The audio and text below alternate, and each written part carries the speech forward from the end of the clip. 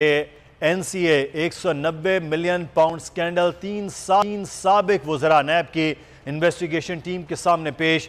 ज़रा के मुताबिक फ़रूक नसीम, अली जैदी और खालिद मकबूल नैब रावलपिंडी ऑफिस में मौजूद तीनों वज़रा के बयानात कलमबंद किए जा रहे हैं। अल्लादित्ता खान हमारे नुमाइंदे इस वक्त हमारे साथ हैं। जी एडी, आगाह कीजिएगा, क्या अपडेट्स हैं?